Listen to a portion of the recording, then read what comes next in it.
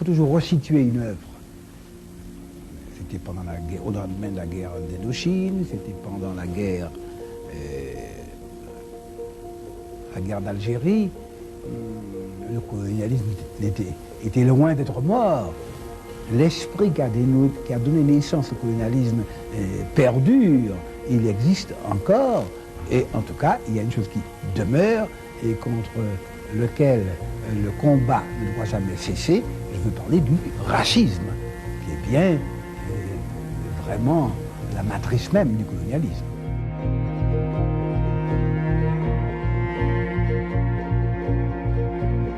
Lors de sa première parution en juin 1950 dans L'Humanité et Justice, ce pamphlet fit scandale. Véritable brûlot anticolonialiste, le discours sur le colonialisme mettait en accusation la colonisation comme projet d'anéantissement de l'autre, des cultures et des sociétés extra-européennes. Une civilisation qui choisit de fermer les yeux à ses problèmes les plus cruciaux est une civilisation atteinte. Césaire est un décolonisateur, c'est un antillais. Le discours sur le colonialisme, c'est un pamphlet.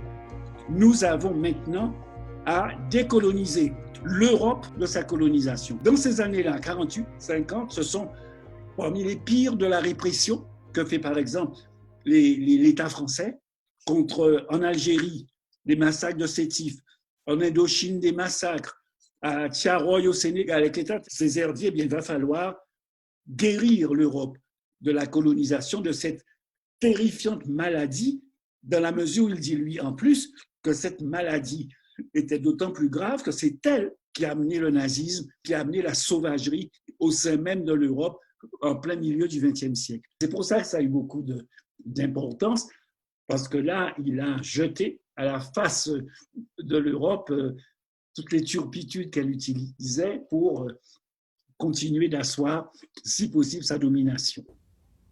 Il faudrait d'abord étudier comment la colonisation travaille à déciviliser le colonisateur, à l'abrutir au sens propre du mot, à le dégrader, à le réveiller aux instincts enfuis, à la convoitise, à la violence, à la haine raciale, au relativisme moral. Le principal défaut de la colonisation, ça a été la tentative de déshumanisation du colonisé.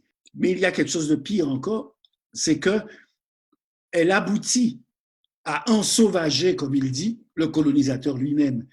Et à ce moment-là, il n'a plus de limite. Et les horreurs qui ont pu être faites par certains il décrit quelqu'un, un général, qui pour s'amuser demandait le soir qu'on lui envoie 4 ou 5 oreilles de personnes. La sauvagerie n'était pas du côté de l'opprimé, mais du côté de l'oppresseur. Alors que tout un discours, encore une fois, montrait, et c'est tous les discours qu'il y a eu sur les avantages, les bienfaits de la colonisation, c'est des sauvages. Ah, là aussi, je sais que des détracteurs essaient de nous présenter comme faisant la guerre à la population. Population que nous avons formée, que nous avons élevée, à laquelle nous avons donné les bienfaits de l'enseignement, de la culture, à telle enseigne que les agitateurs même qui s'insurgent contre notre présence le font dans notre langue, à l'aide des idées qu'ils ont reçues chez nous, à l'aide de ce qu'ils ont appris dans nos écoles. Bien sûr, les gens s'émancipent avec tous les moyens que leur offre leur époque, que leur offre l'histoire. L'instituteur ne doit pas être l'alibi du soldat, l'alibi du colonisateur.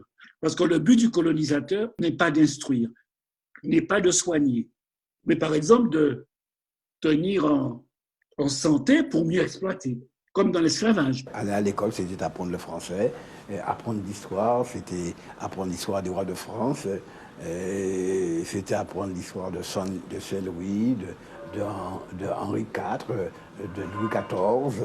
Bon, nous ne sommes pas idiots. Il y avait quand même l'humour antillais. Hein. Quand vous lisez, même quand vous avez 6 ans, que nos ancêtres étaient des Gaulois, ils étaient blonds avec des yeux bleus. Et l'instituteur et nous-mêmes, nous rigolions. Jamais un colonisé ne s'est pris pour un descendant de Gaulois. Mais ça n'empêche pas, puisqu'il y a les livres, et c'est ceux-là qu'on donne, ben d'abord, sa leçon, c'était l'autre histoire, mais qui allait nous permettre d'apprendre à lire et à écrire pour pouvoir ensuite écrire notre propre histoire et lire notre propre histoire. La France, elle a peut-être apporté du bien, Mais ce sont les peuples d'outre-mer qui ont arraché les acquis que nous avons obtenus ici. Qu'est-ce que c'est que cette histoire? Pour ce collectif Arc-en-Ciel, mobilisé contre la loi UMP, exaltant le rôle positif de la colonisation. Une loi dont tous ici pensent le plus grand mal, et ils ne se garderont pas de le dire au patron des députés qui l'ont voté, Nicolas Sarkozy, attendu mercredi. À tout moment, on aura des débats sur l'histoire. On n'en a jamais fini. Donc, en 2005, quelqu'un dit qu'il faut quand même qu'on dise qu'on a fait des belles choses dans la colonisation. C'est pas surprenant. Et on va l'expliquer en regardant la situation politique de l'époque, ce que dit cet homme politique, les opposants qu'il a, et en disant, ben, ça va être bien de dire ça pour avoir, par exemple, des voix pour une élection. C'est anecdotique. L'histoire est là. Elle est d'ailleurs, elle ne peut plus bouger. Je me suis demandé, mais bon Dieu, si la France a libéré des fers, qui donc nous y avait mis? Ben, c'est incroyable, on peut que je remercie, sans rappeler les événements. C'est le colonialisme, c'est évident.